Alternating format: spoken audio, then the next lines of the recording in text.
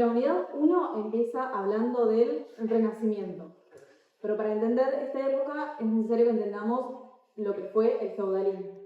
El feudalismo fue una organización social que dominó en Europa entre los siglos V y XV aproximadamente. Una organización social que basaba sus relaciones en la subordinación. La sociedad va a estar dividida en estamentos, 3, y las barreras van a ser inquebrantables, o sea, va a ser imposible lo que hoy conocemos como el ascenso social. En la punta de la pirámide va a estar el rey, por debajo la nobleza y el clero, y por último el resto de la población, que se lo va a denominar tercer estado llano o el campesinado. Esto fue así, es decir, la sociedad europea se organizó socialmente y políticamente de esta manera hasta que, por varias razones, entre ellas el surgimiento de un nuevo tipo social, que fueron los burgos, o sea, los burgueses, hizo que se fuera abandonando cada vez más este tipo de organización. ¿Quiénes eran los burgueses? Eran comerciantes que por los viajes que realizaban fueron vendiendo, comprando y vendiendo baratijas o cualquier cosa material, que los hizo independizarse poco a poco de lo que eran los vasallos o los señores feudales. Estos burgueses se fueron alejando cada vez más de lo que era el campo y la tierra. En ese alejamiento, y gracias a que hubo muchas traducciones de libros al latín y al hebreo, permitió que se abriera paso a una nueva cosmovisión de lo que era la vida y de lo que era el mundo como lo conocían, que fue lo que culminó con el Renacimiento y con la consolidación. Esta nueva experiencia, estas nuevas actividades, este nuevo tipo social, sumado a que se fueron traduciendo obras filosóficas, científicas y literarias al hebreo y al latín, hizo que se produjera, o mejor dicho, hizo que se abriera paso a una nueva cosmovisión de la vida y del mundo. Quiero decir, alejados un poco de lo que era la naturaleza, de lo que era el cultivo a la tierra, y por los viajes y la comercialización, hubo una nueva visión de lo que era la vida, que culminó con el Renacimiento y con la consolidación de un nuevo pensamiento científico.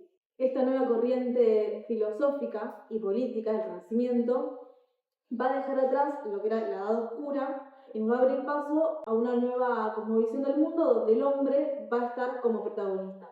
La principal característica de esta época, la del Renacimiento, se va a centrar en el impulso por la secularización de la sociedad, es decir, que la sociedad se va a transformar en el sentido de que va a dejar de organizarse en función de la doctrina religiosa para organizarse en función de sus intereses cada vez más diversificados y autónomos respecto de la Iglesia. Cabe aclarar también que este cambio de pensamiento no significó la transformación de una sociedad creyente a una agnóstica o atea, solamente que este proceso de secularización permitió que se retomaran avances científicos, que haya más investigación, algo que estaba prohibido en la Edad Media. Pero volviendo a lo que era el Renacimiento, su principal característica va a ser que fue un periodo antropocéntrico, donde, como dije anteriormente, el hombre va a estar en el centro. El hombre va a ser el punto de referencia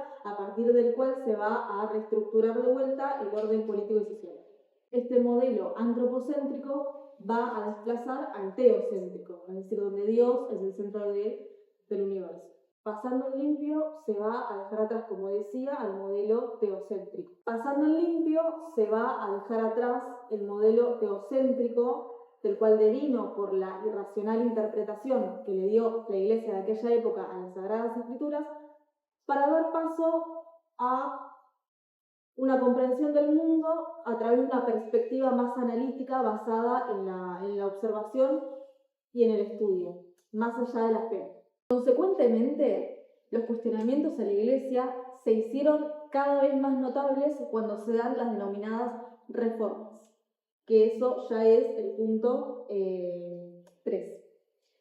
En el caso de la Reforma protestante, se va a denominar así al ciclo de reformas que tuvieron lugar en Europa en el siglo XVI, a comienzos, 1500, 1550 aproximadamente. Bueno, retomando, a principios del siglo XVI, la imagen que ofrecía la Iglesia indignaba a muchos cristianos, porque no aceptaban prácticas como, por ejemplo, la compraventa de cargos eclesiásticos, la escasa preparación de los sacerdotes y el lujo de los papas, como ejemplos. Martín Lutero, monje agustino, profesor de teología en Alemania, se rebela a Roma cuando el Papa León X ordena la predicación del perdón de los pecados a cambio de limosnas para financiar la construcción de la Basílica de San Pedro. Es decir, que el punto culmine de hartazgo va a ser la venta de indulgencias. El 30 de octubre de ese año, de 1517, Martín Lutero va a fijar en la puerta de la iglesia de Wittenberg sus 95 tesis contra la doctrina católica. Los puntos principales de su reforma van a ser, en primer lugar, que las personas se van a salvar solo por su fe y no por sus obras, no por si actúan bien o mal. Otro punto importante va a ser que los creyentes van a poder interpretar libremente la Biblia. Va a rechazar a la Iglesia como la única institución con la verdad absoluta y va a reducir los sacramentos a dos: el bautismo y la Eucaristía, la comunión. Las ideas de Lutero se extendieron a toda Europa y la principal consecuencia va a ser la división de Europa en dos confesiones enfrentadas. El Concilio de Trento, convocado por el Papa Pablo III, se va a dar para fijar el dogma católico, es decir, reafirmar que la salvación es a través de la fe, pero también por los buenos y los malos actos, la reafirmación de la imagen y del culto a la Virgen, de los santos, etc., pero también para crear nuevos medios de comunicación, como por ejemplo la creación de seminarios para mejorar la calidad de la educación de los sacerdotes. Y es así que a partir de todo esto es que surgirá el Estado moderno a partir del siglo XV-XVI aproximadamente, cuando los reyes aprovecharon el debilitamiento de la Iglesia y la crisis del feudalismo. ¿Para qué? Para retomar su poder. En medio de ese proceso, que se aceleró gracias al Renacimiento. ¿Por qué el Renacimiento? Porque venía consigo una transformación en el pensamiento de cómo ejercer el poder y de los mecanismos del gobierno. Este proceso estuvo respaldado por la burguesía, que buscaba independizarse definitivamente del dominio de los vasallos. Estos estados modernos, consolidados como monarquías absolutas, ejercieron el poder y gobernaron de manera tal que se va a desembocar en la Revolución Francesa.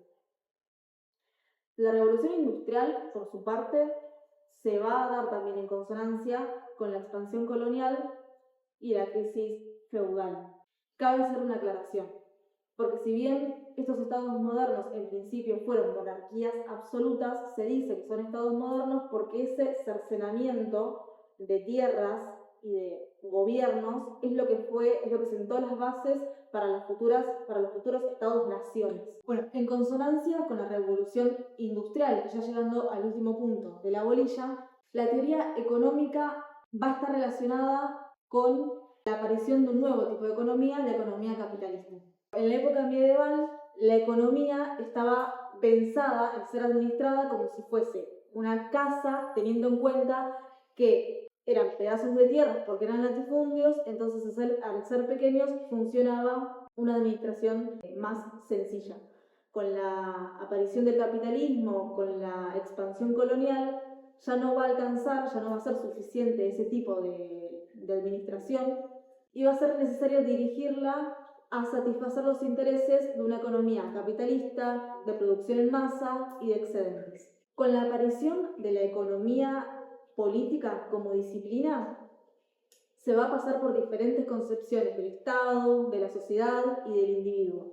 Desde los clásicos, que es con ellos, con quien surge la economía política, hasta Marx.